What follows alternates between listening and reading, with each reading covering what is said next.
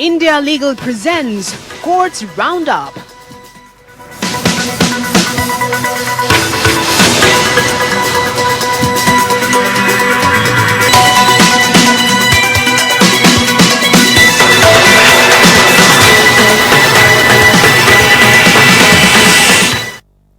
नमस्कार, मैं हूं आपके साथ नेहा दुबे। कोर्ट्स राउंडअप में आपका बहुत स्वागत है। इस बुलेटिन में अगले आधे घंटे हम आपको कोर्ट से जुड़ी तमाम छोटी बड़ी खबरों से करवाएंगे रूबरू।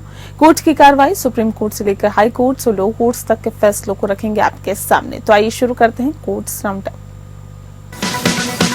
India Legal presents Courts Roundup.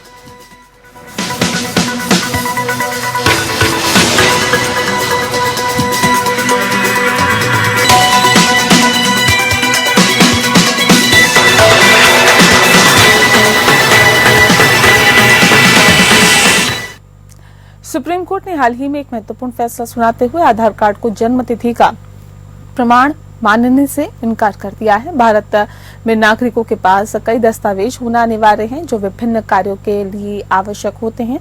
इनमें से कई दस्तावेज के बिना कई काम रुक सकते हैं, जैसे driving licence, passport, voter ID card और साथ ही साथ पैन कार्ड और आधार कार्ड। आधार कार्ड भारत में सबसे ज्यादा इस्तेमाल किया जाने वाला दस्तावेज है और लगभग 90% भारतीय नागरिकों के पास आधार कार्ड है। कई लोग इसे विभिन्न जगहों पर समर्थन दस्तावेज के रूप में उपयोग करते हैं और इसमें कुछ जन्म तिथि का प्रमाण मानते हैं, लेकिन सुप्रीम कोर्ट ने इस धारणा का गलत इसको ठहराया है। जस्टिस संजय करोल, जस्टिस उज्जवल भुइयां के बेंच ने हाल ही में एक मामले में आधार कार्ड को जन्म तिथि के प्रमाण पत्र के रूप में स्वीकार नहीं किया है। इस मामले में एक मृत व्यक्ति के परिवार को मुआवजा देने से संबंधित था, जिसमें पंजाब हरियाणा हाईकोर्ट ने पहले आधार कार्ड को जन्म तिथि का प्रमाण माना था। हालांकि सुप्रीम कोर्ट ने जन्म तिथि के प्रमाण के लिए स्कूल लिविंग सर्टिफिकेट SLC को अवैध दस्तावेज के रूप में स्वीकार किया। निचली अदालत ने भी स्कूल लिविंग सर्टिफिकेट को जन्म तिथि के प्रमाण पत्र और प्रमाण के लिए मान्य माना था। इससे पहले UIDAI भारतीय विशिष्ट पहचान प्राधिकरण ने अक्टूबर में एक अधिसूचना जारी की थी, जिसमें स्पष्ट किया था कि आधार कार्ड केवल पहचान पत्र के रूप में उपयोग किया जा सकता है, न कि जन्म तिथि के प्रमाण पत्र के रूप में।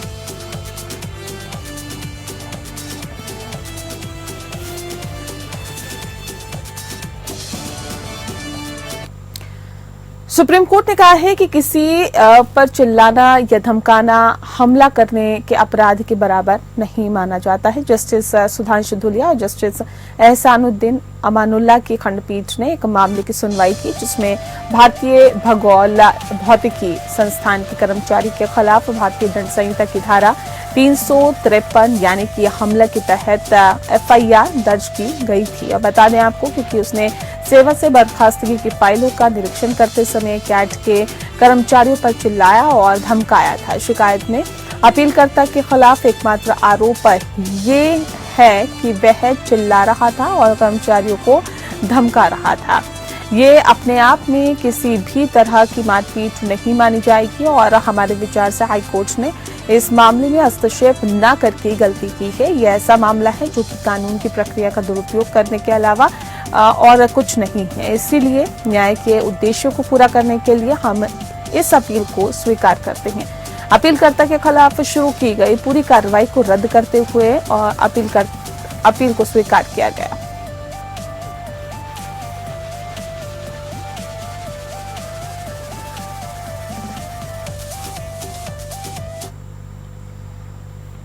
सुप्रीम कोर्ट ने महाराष्ट्र राज्य से ये बताने को कहा है कि ट्रायल कार्रवाई के लिए आरोपियों को कोर्ट में पेश करने के लिए वीडियो कॉन्फ्रेंसिंग सुविधाओं का उपयोग क्यों नहीं किया जा रहा है। कोर्ट ने महाराष्ट्र सरकार के गृह विभाग के सचिव से हलफनामा मांगा है। जस्टिस राजेश बिंदल और जस्टिस R महादेवन की खंडपीठ ने आदेश इस बात पर गौर करते हुए आदेश किया है कि एक मामले में 30 मौकों पर ट्रायल स्थगित किया गया है क्योंकि आरोपी को पेश नहीं किया गया। खंडपीठ ने आदेश दिया कि महाराष्ट्र राज्य के गृह सचिव हलफनामा दाखिल करें कि साक्ष्य दर्ज करने या अन्य उद्देश्य से न्यायालय में अभियुक्तों को पेश करने के लिए वीडियो कॉन्फ्रेंसिंग जो है सुविधाओं का उपयोग क्यों नहीं किया जा रहा है। हलफनामे में ये भी बताएं कि महाराष्ट्र राज्य में ऐसी सुविधाएं हैं या नहीं। हलफनामे में ये भी बताया जाए कि न्यायालयों और जेल में वीडियो कॉन्फ्रेंसिंग की स्थापना के लिए कितनी राशि जारी की गई है। वर्तमान में जमीनी स्थिति क्या है।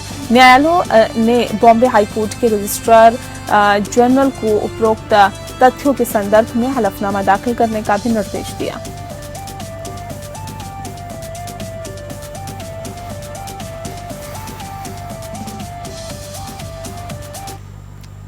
दिल्ली हाईकोर्ट ने आपके नेतृत्व वाली दिल्ली सरकार के विभिन्न बीजेपी नेताओं की याचिका पर जवाब मांगा है, जिसमें सरकार को वित्त प्रदूषण, प्रशासन और शराब से संबंधित 12 सीएजी रिपोर्ट उपराज्यपाल वीके सक्सेना को भेजने का निर्देश देने की मांग की गई है। जस्टिस संजीव नरूला की एकल पीठ ने प्रतिवादियों, दिल्ली सरकार के वित्त मंत्रालय, दिल्ली विधानसभा अध्यक्ष के राज्यपाल विधानसभा अध्यक्ष के कार्यालय, उपराज्यपाल, भारत के नियंत्रण महालेखा परीक्षक सीएजी और लेखा परीक्षक दिल्ली को नोटिस जारी किया है। याचिका में कहा गया है कि भारत के नियंत्रक और महालेखा परीक्षक को भारतीय संविधान के अध्याय 5 के तहत उच्च गुणवत्ता वाले ऑडिटिंग और लेखांकन के माध्यम से जवाबदेही, पारदर्शिता और सुशासन को बढ़ावा देने का अधिकार है। याचिका में कहा गया है कि दिल्ली में वित्त प्रदूषण, शासन और शराब से संबंधित 12 सीएजी रिपोर्ट दिल्ली सरकार के वित्त मंत्रालय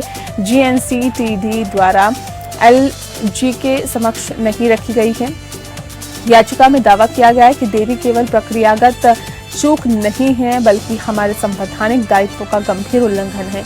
याचिका में कहा गया है कि 12 सीएजी रिपोर्ट को रोककर रखने और LG को प्रस्ताव न भेजने के दिल्ली सरकार के वित्त मंत्रालय की निष्क्रियता घोर अवैध है, संविधान और वैधानिक निर्देशों का उल्लंघन है और जनता के विश्वास का हनन है। याचिका में दिल्ली सरकार के वित्त मंत्रालय को निर्देश देने की मांग की गई है कि वह LG को प्रस्ताव भेजे। संविधान के अनुच्छेद 151(2) के अनुसार किसी राज्य के खातों से संबंधित सीएजी रिपोर्ट राज्य के राज्यपाल को प्रस्तुत की और दिल्ली हाईकोर्ट ने वित्त प्रदूषण, शराब पर 12 सीएजी रिपोर्ट विधानसभा के समक्ष पेश करने की मांग वाली बीजेपी विधायकों की याचिका पर सरकार से जवाब मांगा।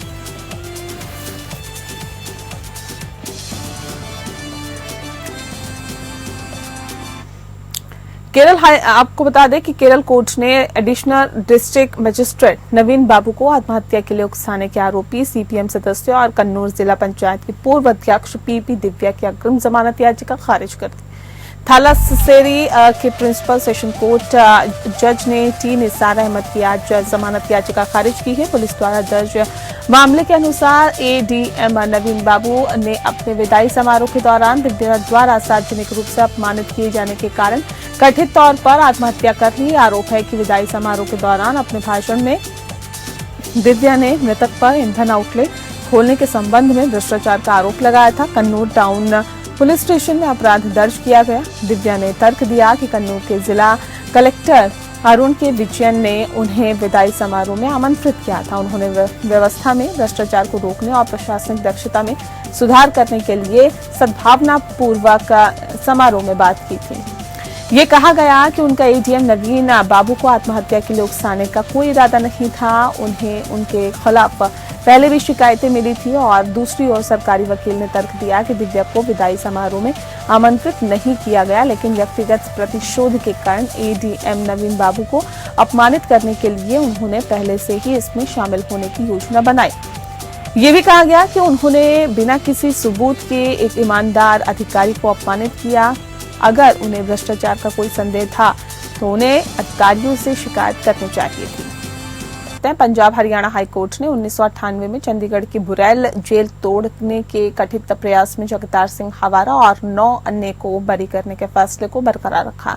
हवारा वर्तमान में तिहाड़ जेल में आजीवन कारावास की सजा काट रहा है। उसे 1995 में पंजाब के मुख्यमंत्री बेअंत सिंह की हत्या के साजिशकर्ता के रूप में दोषी ठहराया गया था। जस्टिस सुरेश्वर ठाकुर और जस्टिस सुदीप शर्मा की खंडपीठ ने अभियोजन पक्ष के मामले पर टिप्पणी करते हुए पाया कि RDX के कब्जे में पाए गए एक आरोपी की हत्या की तारीख साबित नहीं हो सकी। कोर्ट ने ये भी कहा कि जगतार सिंह हवारा को और आरोपी बलवंत सिंह, जसवंत सिंह तथा शीतला प्रसाद के साथ कथित साजिश के बारे में जेल अधिकारी द्वारा सुनी गई बातचीत का कोई साक्ष्य मूल्य नहीं है, जबकि मॉडल जेल बुड़ैल जो है उसमें आरोपी द्वारा कथित रूप से इस्तेमाल किए गए मोबाइल फोन बरामद नहीं किए गए।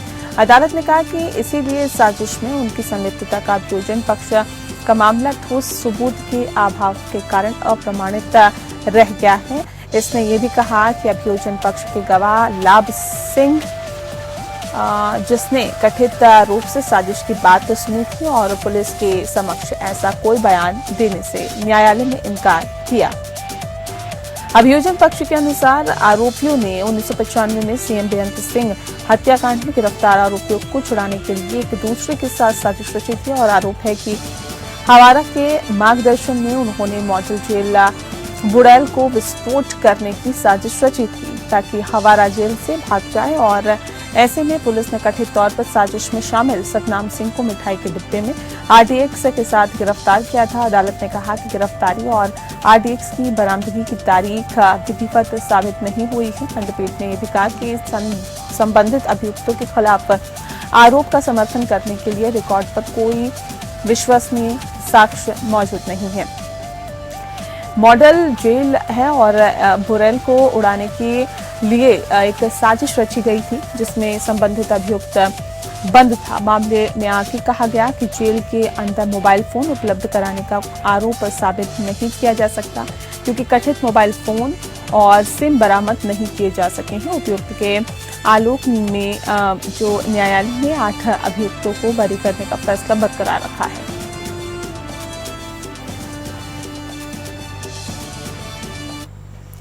मद्रास हाईकोर्ट ने तमिलनाडु के उप मुख्यमंत्री उदयनिधि स्टालिन को राज्य के सरकारी कर्मचारियों के लिए ड्रेस कोड का पालन करने के निर्देश देने की मांग वाली याचिका पर राज्य सरकार को नोटिस जारी किया है। जस्टिस डी कृष्ण कुमार और जस्टिस पी बालाजी की बेंच ने अटॉर्नी जनरल के से ये पता लगाने को कहा है कि क्या तमिलनाडु राज्य में संवैधानिक प्राधिकारियों के लिए कोई ड्रेस कोड निर्धारित है।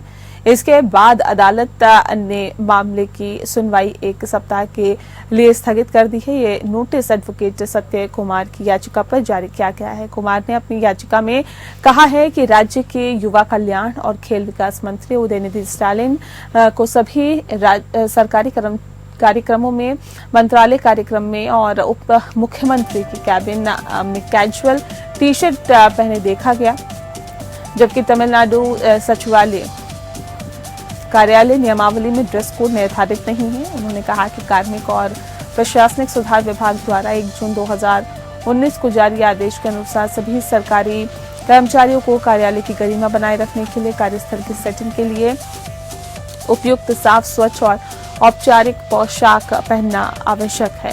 सरकारी आदेश के अनुसार पुरुष कर्मचारियों को तमिल संस्कृति को प्रतिबिंबित करने वाली औपचारिक पैंट या धोती या किसी भारतीय पारंपरिक पोशाक के साथ टी शर्ट पहननी होगी।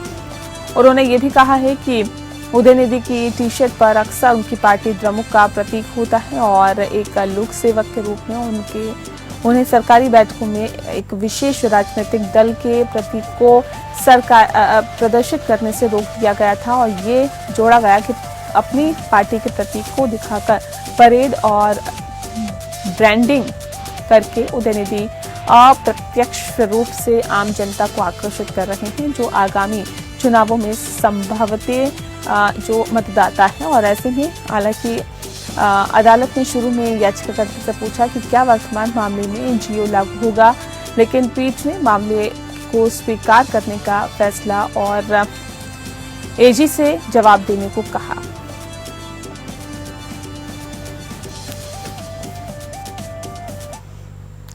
इलाहाबाद हाईकोर्ट ने दहेज उत्पीड़न और खुदकुशी के लिए उकसाने के आरोपी पति के पौरुष शक्ति का परीक्षण करने का आदेश दिया है और जांच रिपोर्ट 12 नवंबर को पेश करने को कहा है। ये आदेश न्यायमूर्ति बता दें आपको कि शेखर कुमार यादव ने हापुड़ के मोनी उर्फ मोनू की जमानत अर्जी पर सुनवाई करते हुए दिया है। याचिका के खिलाफ हापुड़ जिले के गढ़ मुक्तेश्वर थाने में एफआईआर दर्ज है।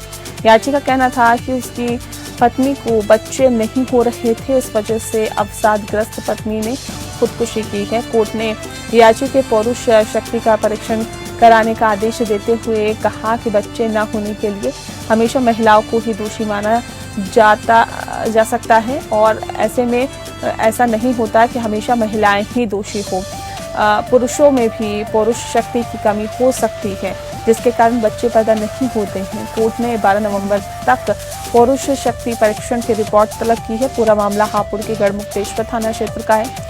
याची पर दहेज उत्पीड़न और आत्महत्या के लिए उकसाने का आरोप है और इस मामले में याची जेल में बंद है।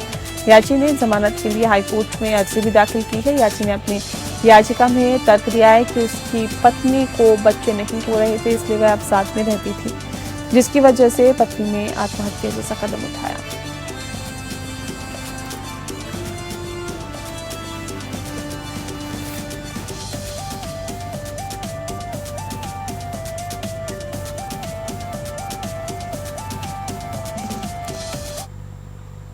जानवरों की बलि देना हमेशा से ही विवादों में रहा है। इसी से जुड़ी हुई एक याचिका पर सुनवाई करते हुए कलकत्ता हाईकोर्ट ने कहा है कि ये वास्तव में विवादास्पद है कि पौराणिक पात्र शाकाहारी थे या मांसाहारी। कलकत्ता उच्च न्यायालय की बेंच ने सोमवार को दक्षिण दिनाजपुर के एक मंदिर में सामूहिक पशु बलि पर पाबंदी लगाने की मांग करने वाली एक जनहित याचिका पर सुनवाई करते हुए ये टिप्पणी की। साथ ही बेंच ने इस याचिका को chief justice T.S..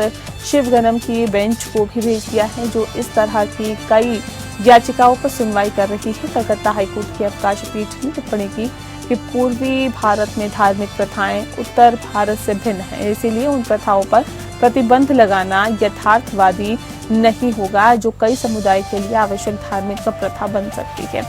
Justice Vishwajeet Basu और जस्टिस अजय कुमार गुप्ता की खंडपीठ अखिल भारतीय गो सेवक संघ की एक सतत याचिका पर सुनवाई कर रही थी, जिसमें बोला काली पूजा के अवसर पर कोलकाता के बोला काली मंदिर में पशुओं की बलि पर अंकुश लगाने की मांग की गई।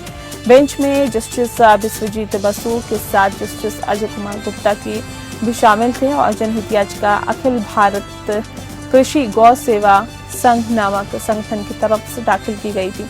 संगठन ने राज्य के विभिन्न मंदिरों में सबसे भयानक और बर्बर तरीके से पशु बलि को रोकने के लिए भारतीय पशु कल्याण बोर्ड को तत्काल निर्देश देने की मांग की। जब उनके वकील से पूछा गया कि क्या वे सभी मंदिरों में प्रतिबंध चाहते हैं, तो ये प्रस्तुत किया गया कि अभी के लिए वे दक्षिण दिनाजपुर के एक विशेष मंदिर में प्रतिबंध चाहते हैं। पिछले साल चीफ जस्टिस टी.एस. शिवगणम की अध्यक्षता वाली पीठ से भी वर्तमान संगठन ने बोला काली पूजा के अवसर पर 10,000 बकरियों के कथित वध पर रोक लगाने के लिए संपर्क किया था।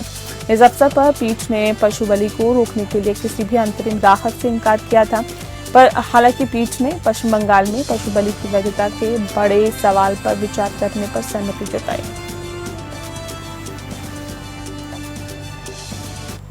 और इसी के साथ बुलेटिन में फिलहाल इतना ही। नमस्कार। India Legal presents Courts Roundup.